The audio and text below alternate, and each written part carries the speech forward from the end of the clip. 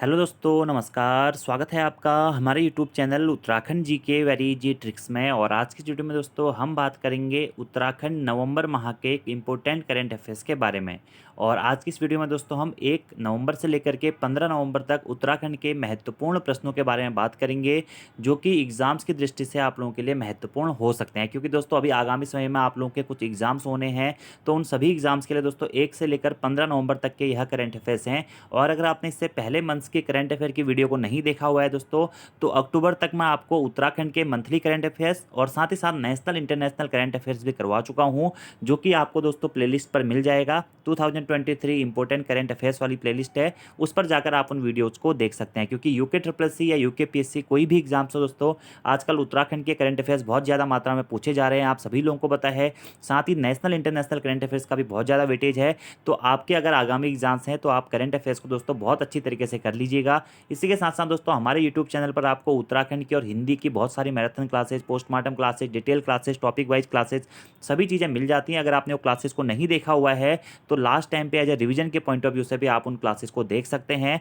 और एक बार अच्छी तरीके से अपने कोर्स या सिलेबस को भी रिवीजन कर सकते हैं। तो आज की वीडियो में दोस्तों हम नवंबर 2023 के करंट अफेयर्स के बारे में बात करेंगे, 1 नवंबर से लेकर 15 नवंबर तक। वीडियो पसंद आती है तो वीडियो को लाइक जरूर करें, कमेंट जरूर करें, अपने दोस्तों के साथ में भी वीडियो को जरूर शेयर करें। और दोस्तों यह सभी करंट अफेयर्स के जो प्रश्न हैं बहुत ज़्यादा महत्वपूर्ण हैं। इस महीने से आपको एग्जाम में आने वाले जो एग्जाम्स होंगे अगले 1 साल तक दोस्तों, 4 से 5 प्रश्न तो मेरे को ऐसा लगता है कि बिल्कुल आएंगे ही आएंगे इस इन क्वेश्चनों से। ठीक है, 1 से लेकर 15 नवंबर तक। ठीक है, क्योंकि क्वेश्चंस काफ़ी अच्छे रहने वाले हैं।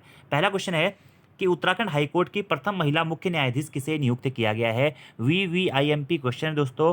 तो रितु बहारी जी को दोस्तों उत्तराखंड हाईकोर्ट की पहली महिला मुख्य न्यायाधीश नियुक्त। तो आपको ये भी याद रखना है कि उत्तराखंड का जो हमारा हाईकोर्ट है वह कहाँ स्थित है, यानी उत्तराखंड राज्य का न्यायालय कहाँ स्थित है। वह स्थित है दोस्तों कहाँ पे, उच्च न्यायालय कहाँ पे स्थित है, नैनीताल में दोस्तों स्थित है। और अभी हाल ही में इसे नैनीताल से कहाँ, हल्द्वानी रानी बाग स्थानांतरित करने की बातें भी चल रही थी, काफ़ी चर्चाओं में बना हुआ था।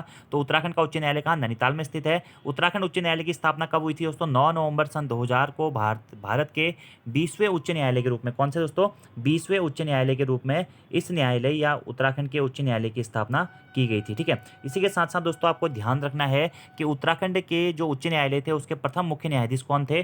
तो अशोक अभेंद्र देसाई जी दोस्तों उसके प्रथम मुख्य न्यायाधीश थे। तो ये सारे प्रश्न दोस्तों बहुत ज़्यादा महत्वपूर्ण है। और सबसे ज़्यादा महत्वपूर्ण है, उत्तराखंड हाईकोर्ट की प्रथम महिला मुख्य न्यायाधीश किसे नियुक्त किया गया है।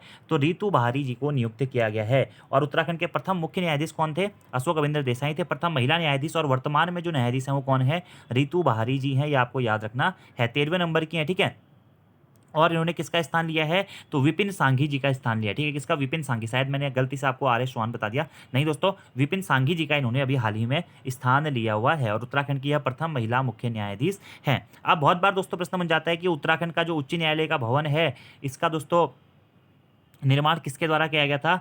तो मैकडोनल्ड, एंटोनी मैकडोनल्ड या कहीं कहीं संटोनी मैकडोनल्ड के द्वारा उत्तराखंड उच्च न्यायालय के भवन का दोस्तों क्या किया गया है, निर्माण किया गया है या निर्माण कराया गया है, आपको याद रखना है। और इसका दोस्तों ये भवन था, यह कब से बनना स्टार्ट हुआ था, 1897 से यह भवन बनना स्टार्ट हुआ था। और 1900 में दोस्तों यह भवन बनके तैयार हो गया था। तो उत्तराखंड उच्च न्यायालय का भवन दोस्तों इसका शिलान्यास कब किया गया था, तो 1897 में दोस्तों यह भवन बनना शुरू हो गया था और 1900 में इसका निर्माण पूरा हो गया था। ये भी आपको डायरेक्टली याद रखना है।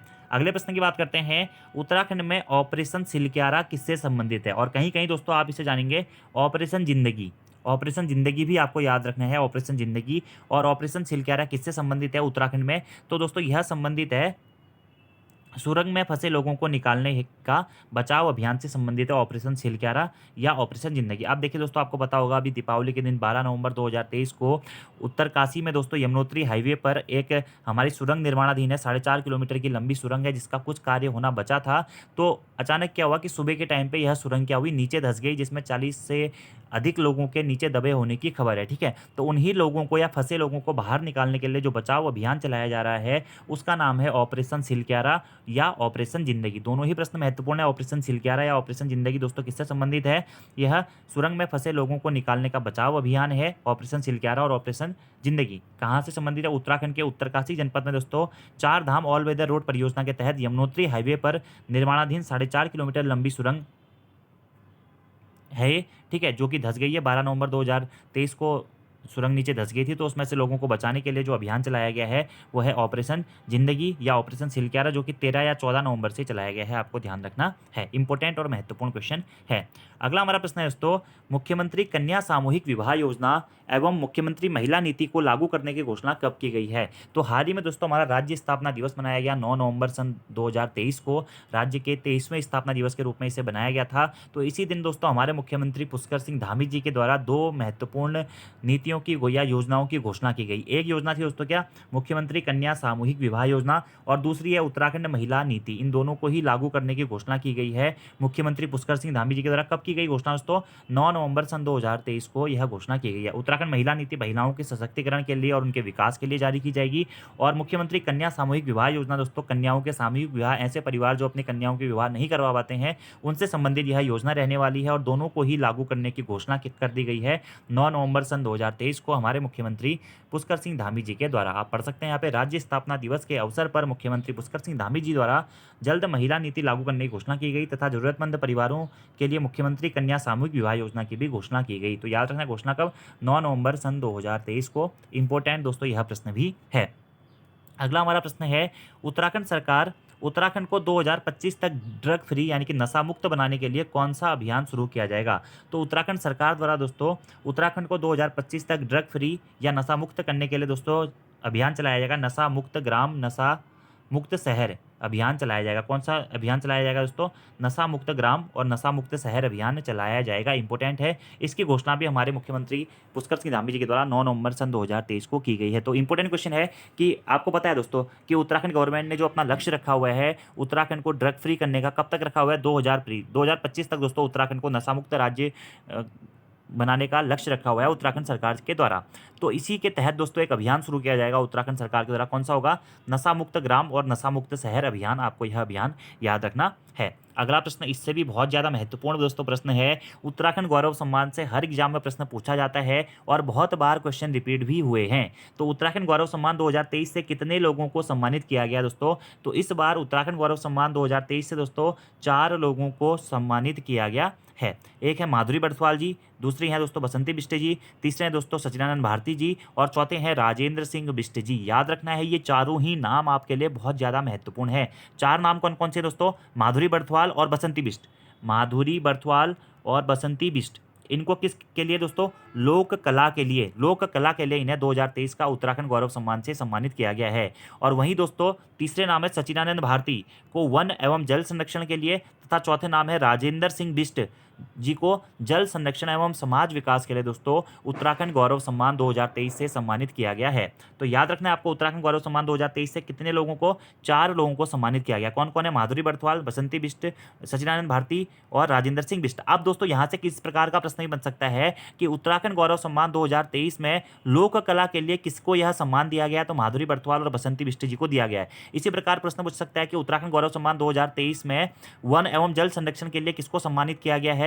तो सचिदानंद भारती जी को सम्मानित किया गया। इसी प्रकार से प्रश्न बन सकता है कि जल संरक्षण एवं समाज विकास के लिए गौरव सम्मान से किसको सम्मानित किया गया 2023 में? राजेंद्र सिंह बिष्ट जी को सम्मानित किया गया है। क्योंकि दोस्तों एक प्रश्न एग्जाम में इस प्रकार का पूछा गया था कि उत्तराखंड गौरव सम्मान जो कि 2021 में प्रदान किए गए थे उसमें संगीत विद्या के लिए या लोक कला के लिए किसको, लोक संगीत के लिए किसको पुरस्कार दिया गया था? उसका आंसर था नरेंद्र सिंह नेगी। तो इसी प्रकार से यहाँ से भी आपसे प्रश्न बन सकते हैं। तो उत्तराखंड गौरव सम्मान की दोस्तों शुरुआत कब से हुई थी? 2021 से दोस्तों इसकी शुरुआत हुई थी। और उत्तराखंड गौरव सम्मान जो है दोस्तों उत्तराखंड रत्न के साथ साथ क्या है? उत्तराखंड राज्य के 2 सर्वोच्च नागरिक पुरस्कारों में से एक है। तो उत्तराखंड राज्य के सर्वोच्च नागरिक पुरस्कारों में से एक पुरस्कार है उत्तराखंड गौरव सम्मान। ठीक है, यह सम्मान यह दोस्तों मानव प्रयास के किसी भी क्षेत्र में उनके असाधारण योगदान के लिए किसी भी व्यक्ति को दिया जा सकता है। इसका गठन उत्तराखंड सरकार द्वारा वर्ष 2021 में किया गया था। तो उत्तराखंड गौरव सम्मान दोस्तों राज्य स्थापना दिवस के अवसर पर दिए जाते हैं। सबसे पहले कब दिए गए थे? 2021 में दिए गए थे। यह प्रश्न भी एग्जाम में पूछा जा चुका है कि उत्तराखंड गौरव सम्मान सर्वप्रथम कब प्रदान किए गए थे? 2021 में प्रदान किए गए थे। अभी तीसरे नंबर के दोस्तों प्रदान किए गए हैं। 2021 में दोस्तों 5 लोगों को उत्तराखंड गौरव सम्मान से सम्मानित किया गया था। 2022 में भी दोस्तों 5 लोगों को उत्तराखंड गौरव सम्मान से सम्मानित किया गया था। और 2023 में दोस्तों 4 लोगों को उत्तराखंड गौरव सम्मान से सम्मानित किया गया है। तो याद रखना है आपको, अब तक उत्तराखंड गौरव सम्मान से कितने लोगों को सम्मानित किया जा चुका है? तो 14 लोगों को दोस्तों सम्मानित किया जा चुका है। और इनके नाम भी पूछ लेते हैं। किसको नहीं मिला है, इस प्रकार का प्रश्न भी एग्जाम में बना हुआ है। किसको मिला है, इस प्रकार का प्रश्न भी एग्जाम में बना हुआ है। और तीनों से ही दोस्तों आपके एग्जाम में प्रश्न आप बन सकते हैं। तो 2023 में मैंने आपको बताई दिया किस किस को मिला है, माधुरी बड़तवाल बसंती बिष्ट को लोक कला के लिए, सचिदानंद भारती जी को वन एवं जल संरक्षण के लिए, और राजेंद्र सिंह बिष्ट जी को जल संरक्षण और समाज विकास के लिए मिला हुआ है, ये आपको ध्यान रखना है। ठीक है, वहीं दोस्तों 2021 में यह पुरस्कार 5 लोगों को मिला, सर्वप्रथम जब प्रदान किए गए थे। एक मिला था दोस्तों हमारे उत्तराखंड के जो पूर्व मुख्यमंत्री विकास पुरुष स्वर्गीय श्री नारायण दत्त तिवारी जी को, एनडी तिवारी जी को। दूसरा मिला था दोस्तों पर्यावरणविद डॉक्टर अनिल प्रकाश जोशी जी को। तीसरा मिला था साहित्यकार रस्किन बॉन्ड जी को। चौथा दोस्तों मिला था बछेंद्री पाल जी को साहसिक खेलों हेतु। और पांचवा मिला था दोस्तों नरेंद्र सिंह नेगी जी को, किसके लिए, लोक कला और संस्कृति के लिए। और यही प्रश्न पूछा गया था 2021 में, जो उत्तराखंड गौरव सम्मान है वह लोक कला के लिए किसे प्रदान किया गया था, नरेंद्र सिंह नेगी को प्रदान किया गया था। 2021 में 5 लोग दोस्तों याद रखें, नारायण दत्त तिवारी, अनिल प्रकाश जोशी, रस्किन बॉन्ड, बछेंद्री पाल और नरेंद्र सिंह नेगी। वहीं 2022 में भी दोस्तों 5 लोगों को क्या मिला था, यह सम्मान मिला था, जिसमें थे हमारे दोस्तों कौन, एनएसए यानी कि राष्ट्रीय सुरक्षा सलाहकार अजीत डोभाल जी, देश के पहले चीफ ऑफ डिफेंस स्टाफ रहे स्वर्गीय विपिन रावत जी। तीसरे मिला था केंद्रीय फिल्म सेंसर बोर्ड के अध्यक्ष प्रसून जोशी जी को। और चौथा मिला था प्रसिद्ध गीतकार स्वर्गीय गिरीश चंद्र तिवारी जी को। और पांचवा मिला था साहित्यकार स्वर्गीय वीरेंद्र डंगवाल जी को। 3 स्वर्गीय लोग थे इसमें से, तो ये आपको याद रखना है। 2022 में 5 लोग कौन कौन, अजीत डोभाल एनएसए के सलाहकार, ठीक है, एनएसए सुरक्षा सलाहकार हमारे, देश के पहले चीफ ऑफ डिफेंस स्टाफ रहे स्वर्गीय विपिन रावत जी, केंद्रीय फिल्म सेंसर बोर्ड के अध्यक्ष प्रसून जोशी जी, प्रसिद्ध गीतकार स्वर्गीय गिरीश चंद तिवारी जी, और साहित्यकार स्वर्गीय वीरेंद्र डंगवाल जी। ठीक है, तो प्रश्न बन सकता है इसी प्रकार से कि 2022 में गीत के लिए किसको दिया गया, साहित्य के लिए किसको दिया गया, एनएससी के सलाहकार के लिए किसको दिया गया। ठीक है, इस प्रकार के क्वेश्चन आपको ध्यान रखने हैं। अगला क्वेश्चन दोस्तों इसी से संबंधित है, उत्तराखंड गौरव सम्मान के संबंध में निम्न कथनों पर विचार कीजिए। उत्तराखंड गौरव सम्मान की शुरुआत 2021 से की गई थी, बिल्कुल सही है, 5 लोगों को दिया गया था। यह मानव प्रयास के किसी भी क्षेत्र में असाधारण योगदान के लिए दिया जाता था। इसमें पुरस्कार स्वरूप 1 लाख की धनराशि दी जाती है, यह भी दोस्तों बिल्कुल सही है। 2021-22 में यह पुरस्कार 5 लोगों को तथा 2023 में 3 लोगों को दिया गया था। तो कौन से कथन इसमें से सत्य है दोस्तों पूछा गया, तो ऑप्शन 1 और 2, केवल 1 और 2 इसमें से सत्य है। क्यों, क्योंकि 2023 में यह पुरस्कार 3 लोगों को नहीं 4 लोगों को दिया गया है। कौन कौन, माधुरी बड़तवाल, बसंती बिष्ट, सचिदानंद भारती और डॉक्टर राजेंद्र बिष्ट जी को, जो कि मैंने आप लोगों को बता दिया है। अगला हमारा प्रश्न है, निम्नलिखित में से उत्तराखंड गौरव सम्मान 2023 से किसे सम्मानित नहीं किया गया है। तो ये भी दोस्तों आपको याद रखना है, किसको सम्मानित नहीं किया गया, सचिदानंद भारती जी को किया गया, बसंती बिष्ट को किया गया, माधुरी बड़तवाल को किया गया है और राजेंद्र सिंह जी को भी किया गया। किसको नहीं किया गया, ऑप्शन में से वीरेंद्र डंगवाल जी को सम्मानित नहीं किया गया है। इनको दोस्तों कब किया गया था, 2022 में इन्हें सम्मानित किया गया था। मैंने यहाँ पे आपको पूरी लिस्ट दे रखी है दोस्तों, ये नाम आपको ध्यान रखने हैं। ठीक है, और इनका संबंध भी याद रखना है, बसंती बिष्ट और माधुरी बड़तवाल को लोक कला के लिए, सचिदानंद भारती जी को जल संरक्षण के लिए और वंश के लिए, वीरेंद्र डंगवाल जो हमारे राजेंद्र सिंह जी के उनको जल संरक्षण और सामाजिक विकास के लिए दिया गया है। अगला प्रश्न है, अंतर्राष्ट्रीय एक्रो फेस्टिवल 2023 का आयोजन कहाँ किया जाएगा। तो टिहरी गढ़वाल जनपद के दोस्तों टिहरी झील में प्रथम बार दोस्तों एक्रो फेस्टिवल का आयोजन किया जाएगा। तो उत्तराखंड के टिहरी झील होगा दोस्तों, ठीक है, जेल नहीं होगा, टिहरी झील में सबसे पहली बार एक्रो फेस्टिवल का आयोजन किया जाएगा। याद रखना कहाँ पे, टिहरी में। अगला प्रश्न है दोस्तों, 38वें राष्ट्रीय खेल का आयोजन 2024 में कहाँ किया जाएगा। बहुत महत्वपूर्ण क्वेश्चन है दोस्तों।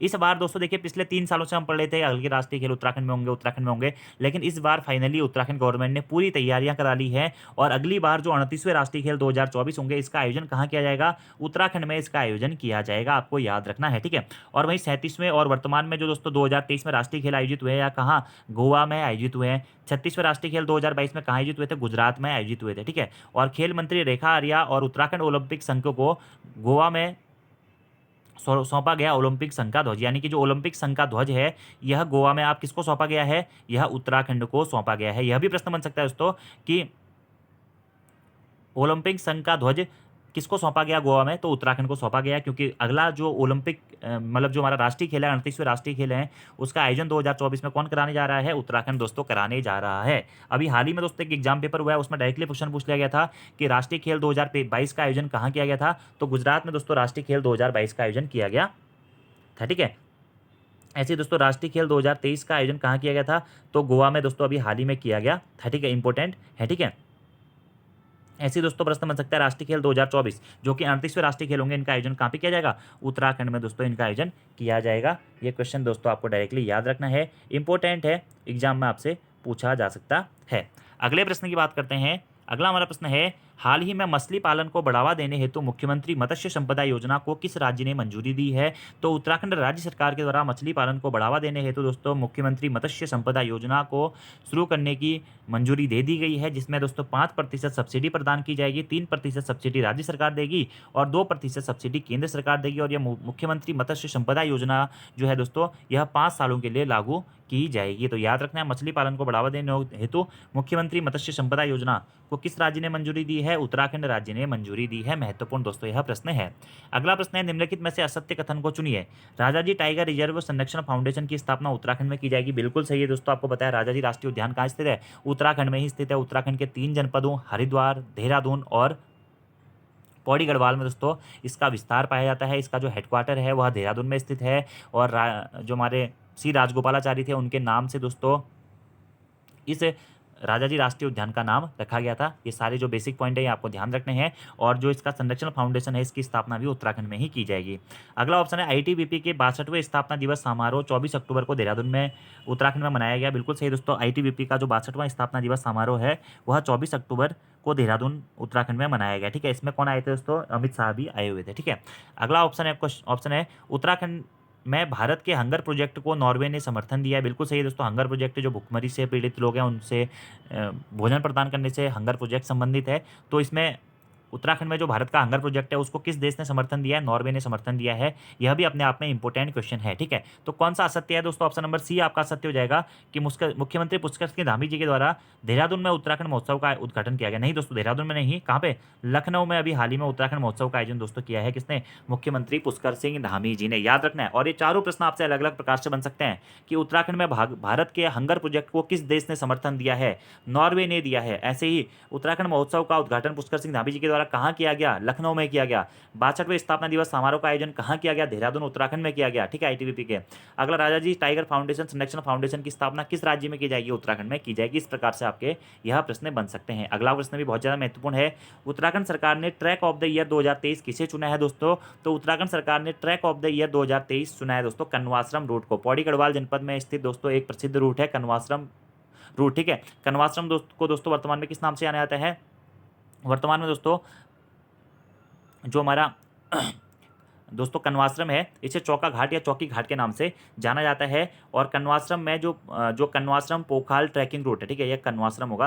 कनवाश्रम पोखाल ट्रैकिंग रूट को दोस्तों 2023 का क्या चुना गया है? ट्रैक ऑफ द ईयर चुना गया है। ठीक है, बाकी कनवाश्रम आपको बताया दोस्तों प्राचीन काल में एक प्रसिद्ध विद्यापीठ के रूप में जाना जाता था। माली नदी के तट पर स्थित है, जो जिनके नाम से हमारे देश का नाम भारत पड़ा। भरत की जन्मस्थली के रूप में इसको जाना जाता है। महर्षि कण्व की जन्मस्थली के रूप में इसे जाना जाता है। और प्राचीन काल में प्रसिद्ध शिक्षा केंद्र के रूप में इसे जाना जाता है। महाकवि कालिदास ने अभिज्ञान शाकुंतलम की रचना इसी के किनारे करी थी।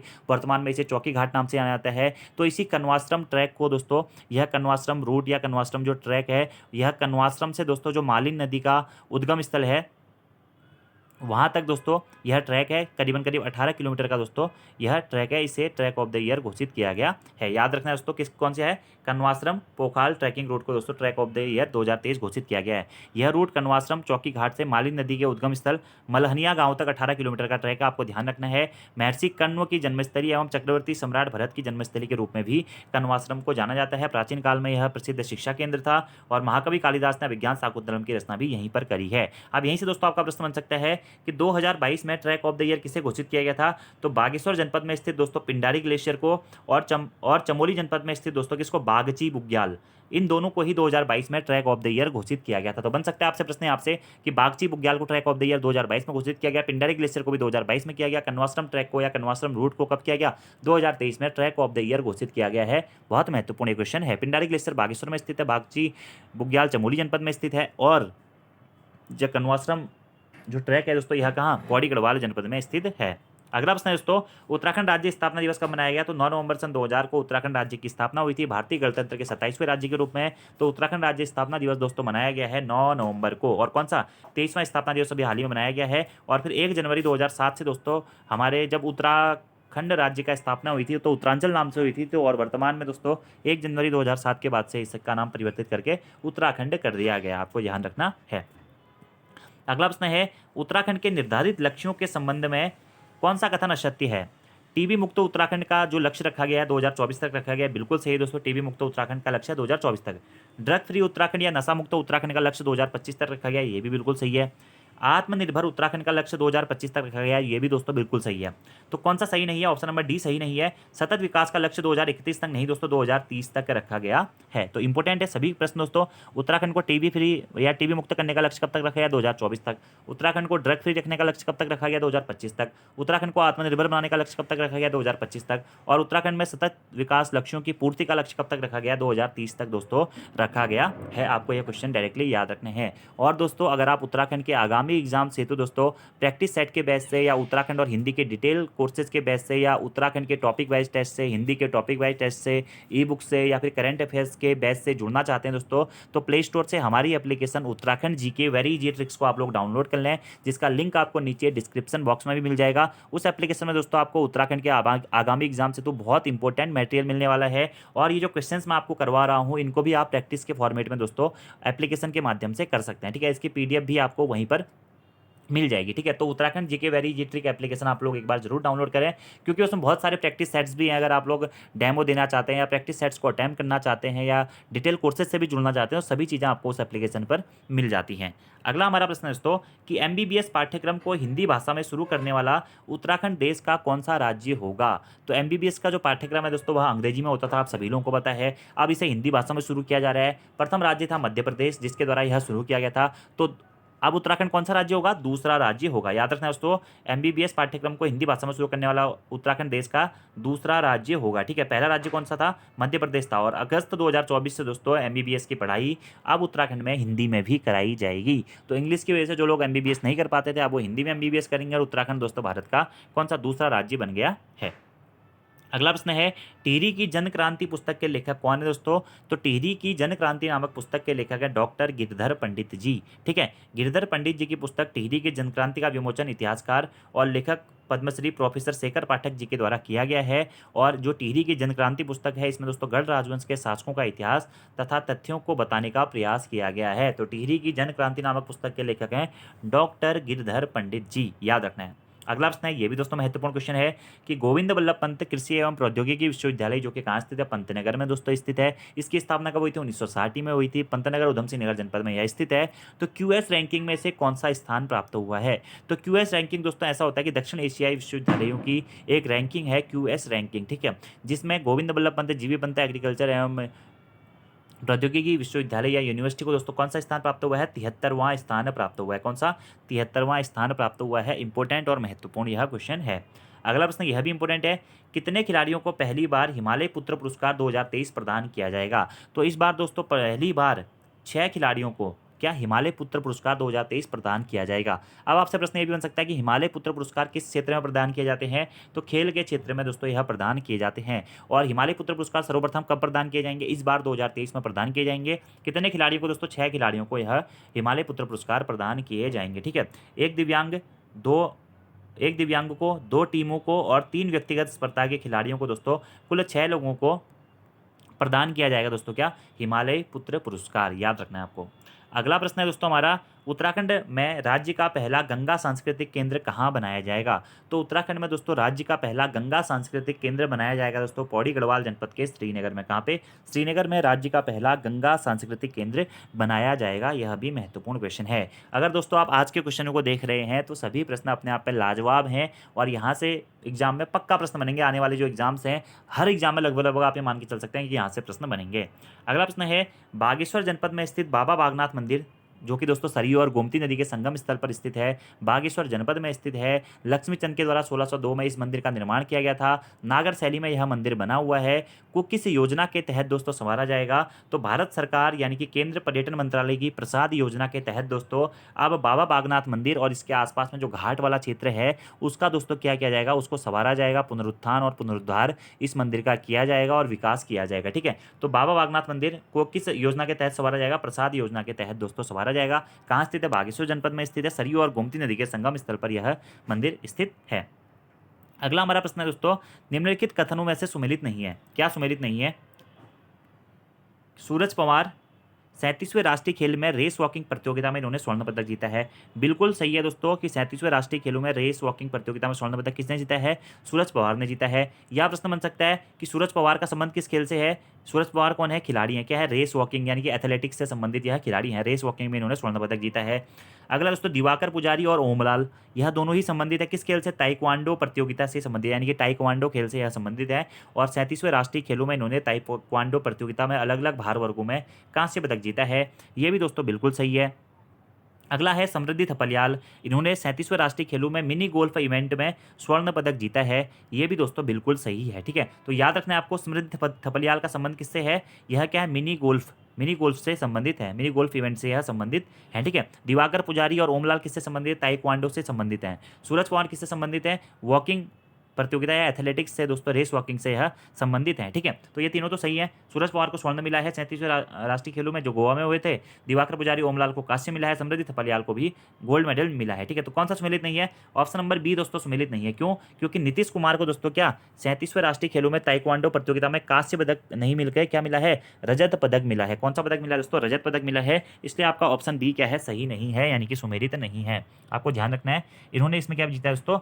रजत पदक जीता है। ठीक है, तो अभी दोस्तों आपको बताया अभी हमारे राष्ट्रीय खेल हुए थे कहाँ पे? गोवा में इसका आयोजन किया गया था। अगले वर्ष 2024 में उत्तराखंड में इसका आयोजन किया जाएगा। तो उत्तराखंड से बहुत सारे प्रतिभागियों ने इसमें प्रतिभाग किया था और बहुत सारे लोगों को बहुत सारे मेडल भी मिले, अवार्ड भी मिले। ठीक है, जिसमें से कुछ नाम मैं आपको नवंबर की करंट अफेयर्स की वीडियो में बता चुका हूँ। ठीक है, ऐसे दोस्तों कुछ नाम मैं आपको अभी और बता देता हूँ। एक तो है नीतीश कुमार, ताइक्वांडो से संबंधित है, इन्होंने रजत पदक जीता है। दिवाकर पुजारी और ओमलाल हैं, यह भी ताइक्वांडो से संबंधित है, कांस्य पदक जीता है। अगले हैं समृद्धि थपलियाल, इन्होंने मिनी गोल्फ इवेंट में स्वर्ण पदक जीता है। सूरज पवार ने एथलेटिक्स रेस वॉकिंग में क्या जीता है? स्वर्ण पदक जीता है। ठीक है, ऐसे अगले नाम है हमारे कौन?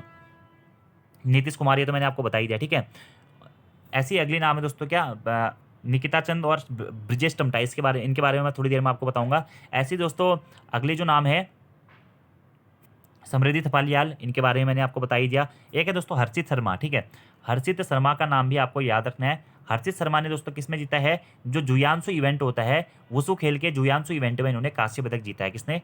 हर्षित शर्मा ने। याद रखना है दोस्तों, प्रश्न बन सकता है कि हर्षित शर्मा का संबंध किस खेल से है? वुसु खेल के जियासु इवेंट में कांस्य पदक इन्होंने जीता है, तो वुसु खेल के जियासु इवेंट से इनका संबंध है। ठीक है, ऐसे दोस्तों एक और नाम आपको याद रखना है, स्नेहा चौहान। किसका?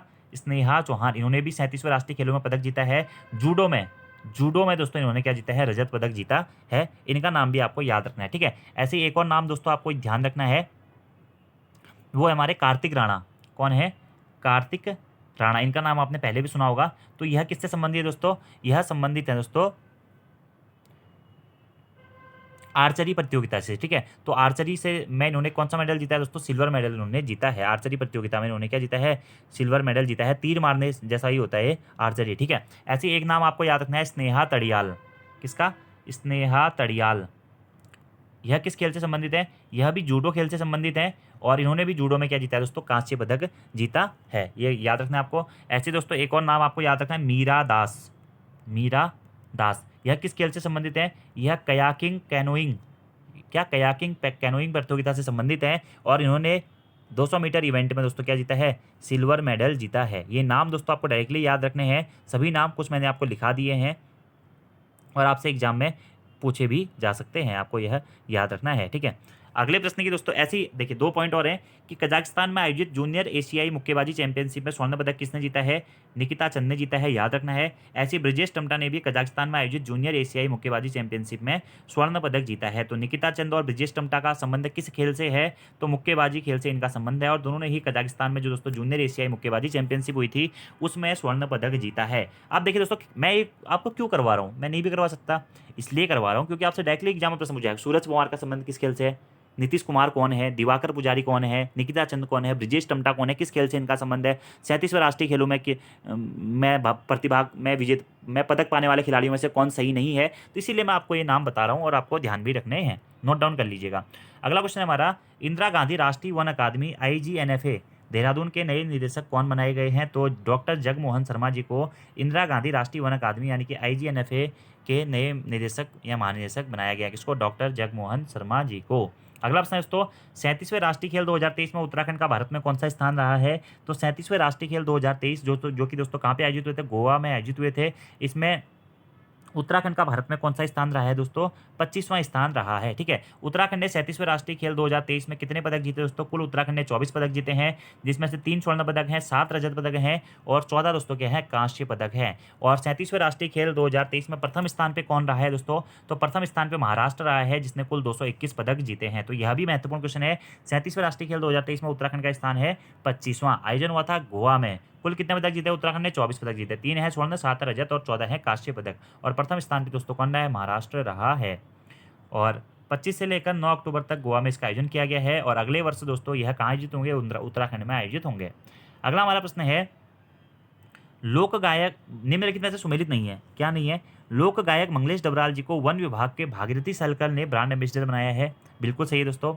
Ganga daughter of the Himalayas, important है दोस्तों, Ganga daughter of the Himalayas, यह एक लघु फिल्म पटकथा है जिसमें पर्वतारोही देवयानी की असाधारण यात्रा को तथा गंगा नदी के बीच गहरे संबंधों को दर्शाया गया है। बिल्कुल सही है दोस्तों, ये आपको याद रखना है। Ganga of the Himalayas, Ganga daughter of the Himalayas, ये क्या है दोस्तों? एक लघु फिल्म पटकथा है। इसमें किसका वर्णन किया गया है? पर्वतारोही देवयानी का इसमें वर्णन किया गया है। देवयानी का संबंध किससे है दोस्तों? यह पर्वतारोही है। और इस पटकथा में दोस्तों देवयानी और गंगा नदी के बीच में उनके गहरे संबंधों को दर्शाया गया है। तो daughter of the Himalayas, Ganga daughter of the Himalayas एक लघु फिल्म कथा है। किसका वर्णन किया गया? पर्वतारोही देवयानी और गंगा नदी के बीच में गहरे संबंधों को इसमें दर्शाया गया है। आपको ध्यान रखना है। ठीक है, अच्छा और इम्पोर्टेंट ये दोस्तों क्वेश्चन है और एग्जाम में यहाँ से क्वेश्चन आपसे बन भी सकते हैं। ठीक है, और जो हमारा यह जो फिल्म है यह देवयानी और गंगा नदी के बीच में गहरे संबंधों को दर्शाती है और दुनिया की सबसे ऊंची चोटियों को फतह करने के लिए दृढ़ संकल्पित देवयानी जो गंगोत्री के पास में दोस्तों मुखबा में निवास करती हैं, उनके संबंध में दोस्तों इसमें बताया गया है। ठीक है, तो जो हमारा ये है, इनका नाम भी आपको याद रखना है। देवयानी का संबंध किससे है? यह दोस्तों क्या है? पर्वतारोही हैं। ठीक है, और गंगा के साथ में इनके संबंधों का भी वहाँ पे विस्तृत रूप से वर्णन किया गया है। ठीक है, और ये डॉटर जो Ganga daughter of the Himalayas है दोस्तों, यह बोलती फिल्म कलाकार में जो पर्वतारोही हैं देवयानी सेमवाल, देवयानी सेमवाल, इनका पूरा नाम याद रखिएगा। देवयानी सेमवाल के बारे में वर्णन इसमें मिलता है। ठीक है, याद रखना है आपको। ठीक है, अगला हमारा प्रश्न है दोस्तों, नहीं अगला हमारा ऑप्शन है, Oman grand prix badminton tournament में चिराग सेन ने एकल और मिश्रित युगल में स्वर्ण पदक जीते हैं। बिल्कुल सही, चिराग सेन का संबंध किससे है? बैडमिंटन खेल से है और उन्होंने एकल और मिश्रित युगल में स्वर्ण पदक जीते हैं। पिथौरागढ़ अल्मोड़ा जनपद के यह निवासी हैं। ठीक है, अगला है, लोकनायक जगत जयप्रकाश नारायण आपदा फरिश्ता राष्ट्रीय सम्मान से राकेश शर्मा को सम्मानित किया गया। नहीं दोस्तों, लोक गायक जयप्रकाश नारायण आपदा फरिश्ता राष्ट्रीय सम्मान से दोस्तों सम्मानित किया गया जगत सिंह दसौनी जी को। किसको? जगत सिंह दसौनी जी को सम्मानित किया गया, इसलिए आपका ऑप्शन नंबर डी क्या है? सुमेलित नहीं है, याद रखना आपको। अगला प्रश्न है दोस्तों हमारा, हाल ही में चर्चाओं में रही गुंजा खुंटी तकनीक का संबंध किससे है? गुंजा खुंटी तकनीक का संबंध किससे है दोस्तों? तो पौराणिक भवन निर्माण शैली से संबंधित है गुंजा खुंटी तकनीक का। गुंजा खुंटी दोस्तों एक भवन निर्माण शैली है, इसमें भवन के लकड़ी व पत्थर से बनने वाले कॉलम को दोस्तों क्या कहा जाता है? गुंजा खुंटी कहा जाता है। ठीक है, इसमें बीम और कॉलम लकड़ी व पत्थर से जुड़े जाते हैं। ठीक है, तो याद रखना गुंजा खुंटी तकनीक क्या है दोस्तों? तो भवन निर्माण की एक तकनीक है क्या? गुंजा खुंटी, ये आपको डायरेक्टली याद रखना है। ठीक है, और इसमें क्या होता है? भवन के लकड़ी और पत्थर से बनने वाले बीम व कॉलम को, ठीक है, लकड़ी व पत्थर से बनने वाले बीम व कॉलम होगा, ठीक है, वह कॉलम को गुंजा खुंटी कहा जाता है, याद रखना आपको। अगला हमारा प्रश्न है, हाल ही में 300 अंतर्राष्ट्रीय मैच खेलने वाली पहली भारतीय महिला हॉकी खिलाड़ी कौन बनी है? तो ध्यान रखना है दोस्तों, आपको वंदना कटारिया हाल ही में 300 अंतर्राष्ट्रीय मैच खेलने वाली पहली भारतीय महिला हॉकी खिलाड़ी बन गई हैं। वंदना कटारिया किससे संबंधित हैं?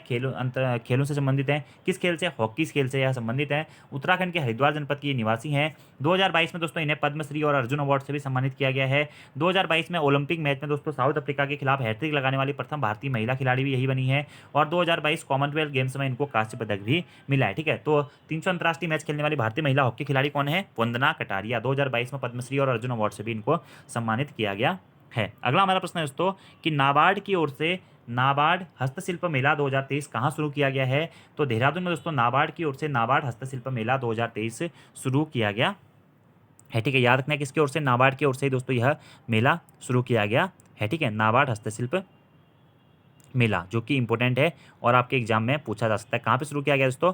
देहरादून में यह मेला शुरू किया गया है। ऐसे दोस्तों महिला नीति जल्द लागू होगी। राष्ट्रीय खेलों के बारे में जो इंपॉर्टेंट क्वेश्चन है वो मैंने आपको बता ही दिया है, ठीक है। और ब्रिजेश टम्टा और चंद के बारे में मैंने आपको बता ही दिया है। और जो भी राष्ट्रीय खेलों में विजेता रहे, किस खेल से या संबंधित रहे, वह सारे फैक्ट भी दोस्तों मैंने आपको बता दिए, ठीक है। ऐसे दोस्तों एक दो फैक्ट और हैं जो कि आपके एग्जाम में पूछे जा सकते हैं, कि जैसे कि एक है दोस्तों कि अब आप दोस्तों जैसे ट्रेन की तरह, जैसे आप ट्रेन की लोकेशन ट्रैक कर सकते थे, वैसे दोस्तों आप बस की लोकेशन भी ट्रैक कर सकते हैं, ठीक है। मोबाइल फ़ोन पर आपको पथिक ऐप दोस्तों डाउनलोड करना होगा, और पथिक ऐप की सहायता से ही दोस्तों आपको क्या कर सकते हैं, आप ट्रेन की तरह बस की लोकेशन भी ट्रैक कर सकते हैं। तो प्रश्न बन सकता है उत्तराखंड में पथिक दोस्तों क्या है। तो पथिक दोस्तों क्या है, एक एप्लीकेशन है। पथिक क्या है, पथिक एक एप्लीकेशन है, ठीक है, जो कि किससे संबंधित है, उत्तराखंड परिवहन निगम के द्वारा इसे लॉन्च किया गया है। और इसमें आप ट्रेन की तरह बस को भी ट्रैक कर सकते हैं कि कौन सी बस कहाँ है, ठीक है। इसी प्रकार दोस्तों आपको एक और पॉइंट याद रखना है कि टिहरी गढ़वाल में जो दोस्तों अंगोरा के स्वेटर, टोपी और शॉल जो बनती है, वह काफ़ी फेमस चल रही है दोस्तों। हाल ही में विदेशों में भी उसका प्रचार देखने को मिल रहा है। और यहाँ से आपको एक नाम याद रखना है, जो कि दोस्तों किसका नाम है, ऊषा नकोटा। मैंने पहले भी आपको इनके बारे में बहुत बार बताया है, ऊषा नकोटा। इनको दोस्तों सरकार के द्वारा 2020 में क्या किया गया है, राज्य सरकार के द्वारा शिल्प रत्न पुरस्कार से भी सम्मानित किया गया था, ठीक है। तो प्रश्न बन सकता है, क्योंकि अखबारों में हाल ही में चर्चाओं में रहा है टॉपिक, शिल्प रत्न पुरस्कार 2020 से किसे सम्मानित किया गया था, तो ऊषा नकोटा जी को सम्मानित किया गया था, ठीक है। यह स्वयं सहायता समूह है इनका एक, ठीक है। और उसकी सहायता से क्या करते हैं, टिहरी में अंगोरा के स्वेटर, टोपी और शॉल बनाती हैं, और उसके बाद में उनके स्टॉल क्या होते हैं, अलग अलग जगह पे यह लगाते हैं, ठीक है। मूलतः यह पौड़ी गढ़वाल